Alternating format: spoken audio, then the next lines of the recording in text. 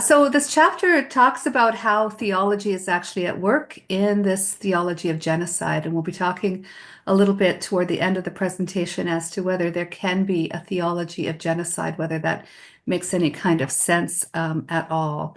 In this particular chapter, Munter Isaac goes through these various figures within particularly American evangelicalism, and he unpacks what we might say is a fairly common phenomenon among Christians, which is Christian Zionism. And he, I think, is making the argument here that these extreme forms of Trump supporting American evangelicals are actually in keeping with a lot of the folks that we might identify with within the liberal Christian churches. So, for example, Pastor Greg Locke is the leader of the Global Vision Church in Tennessee. I've posted a link, which I will not show you because it'll take up a little bit of our time, of his work, but I will send this to the organizers so that you can see him in action. And it shows him in a talit, in a Jewish prayer shawl, and just spewing absolute invective in extreme nationalist, US nationalist terms and anti-Palestinian terms. So he's an extreme example, Isaac argues, of a common phenomenon, and that is Christian Zionism, which includes, of course, the financial and the political, as well as the theological backing of Israel. And according to Isaac, while Christian Zionists have backed Israel for decades, they've really ramped it up since October 7th, since this genocide. So the thesis of the chapter, I would argue, is this. A genocide took place in Gaza, and many Western Christians and churches have been complicit in it, whether by supporting and justifying it or by remaining silent. So he makes a very strong statement at the beginning of the chapter, which he illustrates throughout. So there are key aspects of this Christian Zionist theology of genocide. I may not get through all of them today at this point, but again, I'll leave the PowerPoint for you to look at. And the first doctrine, I guess, is that the biblical Israel equals the modern state of Israel. So no differentiation is made between this religious text and the modern nation state, this modern genocidal apartheid state, which is the state of Israel. And so in this, the Palestinians are equated with the Amalekites, as Netanyahu has done. But Netanyahu is merely evoking older passages or older statements about that, which have been done by Christian Zionists. So, for example, the International Christian Assembly in Jerusalem's leaders have spoken about the Palestinians being the Amalekites as well. And so what this does, it turns the genocide into a religious conflict rather than a political and colonial one. Here is our second figure. So this fellow is John MacArthur. He's the pastor of Grace Community Church in Sun Valley, California. And he talks about what is the second doctrine, I think, of Christian Zionism, which is Messianic Restorationism. That is, that Jesus will not return until all of the Jewish people return to Israel. And so he talks about how this moment, this genocide, is actually part of God's providential and messianic plan for the return of the Jews and the wiping away of the Palestinians. A third aspect, and I think this one applies more to those of us who are liberal Christians because it's often evoked by liberal Christians, and that is the idea of a just war. And in this doctrine, this third doctrine, we have supporters such as the American evangelical ethicist Russell Moore, pictured right here.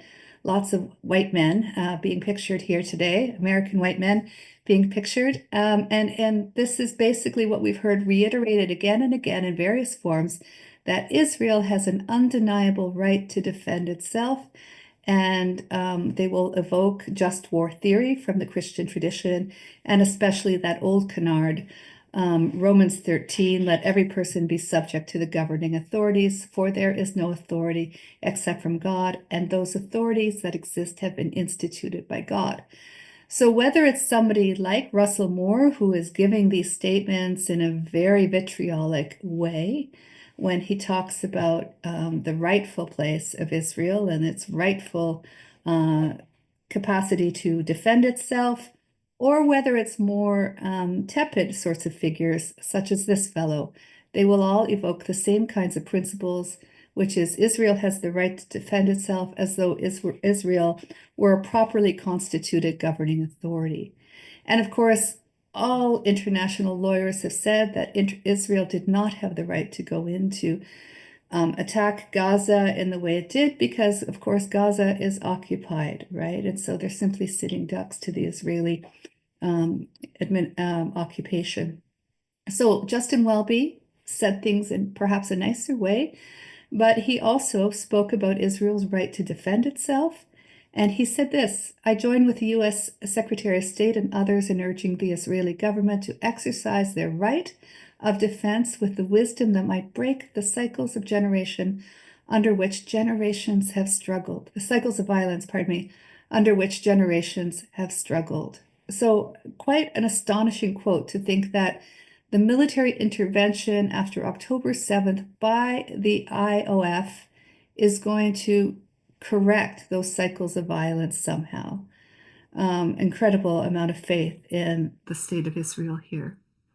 In response to this, you may read the Kairos Palestine document and its take on just war theory and how Western Christianity has deployed just war theory to its own advantage in propping up empire.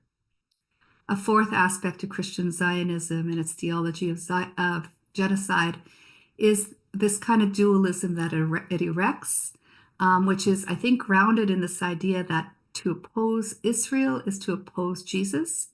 So there's a theological and racist dualism which renders Palestinians subhuman. And I have many different quotes here that will support that kind of doctrine, that on the one hand, we have Israel and Jesus. On the other hand, we have the Palestinians and the Amalekites, and this racist dualism, which renders Palestinians less than human, less than created in the image of God. And so this quote from the Southern Baptist Convention and its resolutions on Israel in June of 2024 speak about Jesus's Jewishness and how, therefore, we must protect somehow. This is the logic that we must protect Israel at all costs. But it's not just, again, these extremist American evangelicals who are making a sort of dualism. Listen to the dualism that's implicit in Welby's claims. I want to make clear that there's no equivalence between the atrocities of Hamas and the right and duty of Israel. So there's Israel on one side and there's Hamas on the other, right? This is terrorism at its most extreme and evil. Welby continues to say that those who are protesting the genocide and naming it thus have no understanding of what they're saying.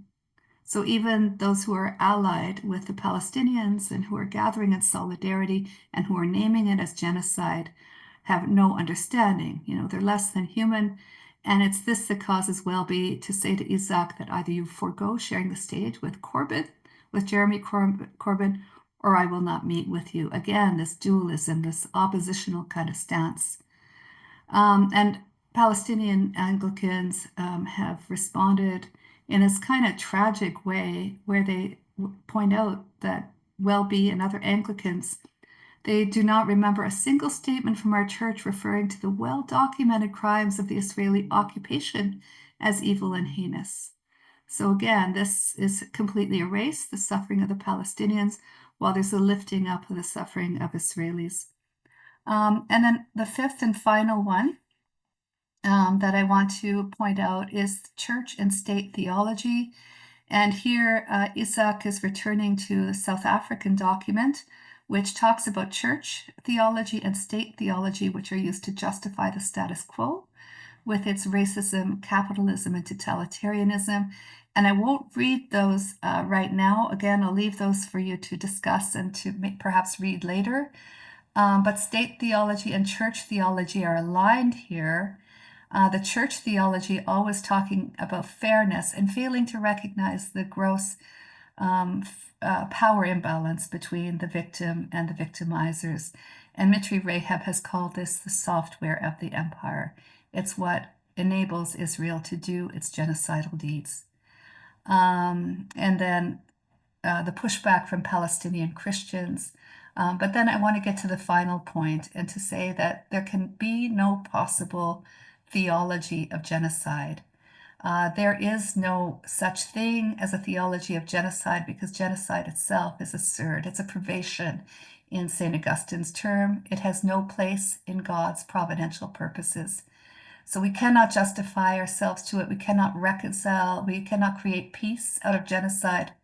We can only lament, we can only repent, and we can only seek a radical upending of the theology and therefore of the politics of genocide. And just to conclude that after October 7th, Isaac writes, the biblical basis for Christian Zionism is as strong as the biblical basis for justifying, defending, and endorsing a genocide, end quote. Thank you all very much. Thank you, Jane. That was incredibly well timed. Is your video, how long is the video you wanted to show? I think it's about 2 minutes long. It was actually a tweet. Let's see it because it's only 17 past 7 or past the hour. So why don't you show it, and it might enhance the presentation for people. Okay, bear with me for a second. I'll see if I still have You've it. been absolutely good with the time, so why not? Okay. I think this is it. Yeah, so this is Greg Locke. Can you see this tweet? Yes. Israel should make the Gaza Strip a parking lot by this time next week. Destroy the whole thing. And anybody that's going to support this Hamas nonsense. Listen, Joe Biden ought to be tried for treason. You understand that? Now, I get it. Obama's the real president behind him anyhow, and so he's the one that ought to be tried for treason. So I hope Netanyahu's a leader and he just mows the whole thing down by this time next week. If you think all this open border stuff is not an opportunity for a bunch of Hamas sleeper cells to come into this nation right now and start killing innocent men, women, and children, you have lost your mind. I'm sick of all these Christians saying we ought to have peace with Islam. Islam is a satanic death cult, and they would cut your head off before I said amen in this sermon if they had a chance to. The Muslim religion hates Jewish people to the core of who they are. What they ought to do is evacuate up there on the hill and get a great big missile and blow that wicked dome of the rock plumb off of the spot where it's standing right now, so we can get that third temple rebuilt and usher in the coming of Jesus. That video of that woman that survived the Holocaust in a wheelchair, they snatched her up. Kidnapped a Holocaust survivor by somebody with American dollars in their pocket.